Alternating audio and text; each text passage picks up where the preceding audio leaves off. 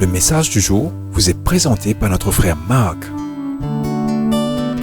Salut chers bien-aimés de notre Père Céleste. Aujourd'hui, nous terminerons avec les 3 points restants de notre message sur le don. Quatrièmement, donnez généreusement au Seigneur.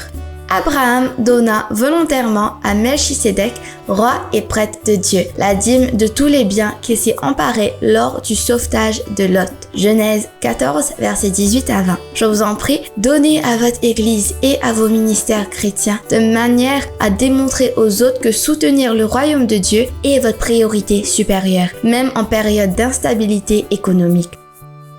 Ce sera un témoignage que vous honorez Dieu avant tout. Veuillez lire 2 Corinthiens 2, versets 6 à 8. Cinquièmement, bénissez ceux qui travaillent avec vous. Abraham a récompensé les hommes qui l'avaient aidé à sauver Lot. Genèse 14, 24. Je vous en prie, très chers, trouvez des moyens de bénir ceux qui vous aident.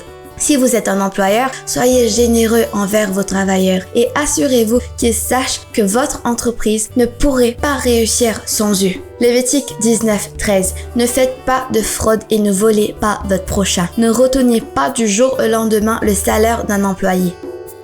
Sixièmement, ayez la bonne attitude à l'égard de l'argent. Bien-aimé, après avoir payé la dîme et récompensé ces hommes, Abraham a rendu tout ce qu'il avait saisi en sauvant Lot. Il n'a gardé aucun bien pour lui.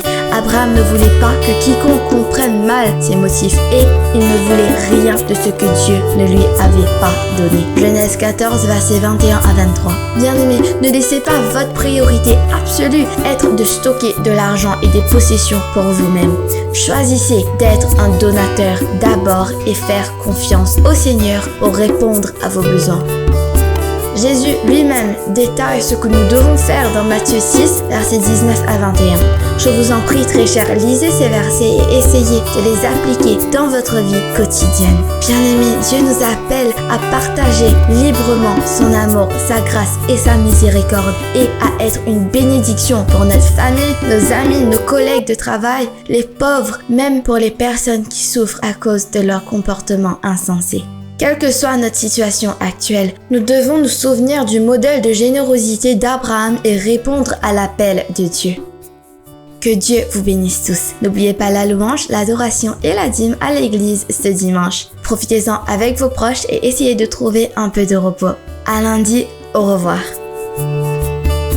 Si toi aussi tu crois que la parole de Dieu est une bénédiction, partage-la et sois une source de bénédiction pour les autres toi aussi.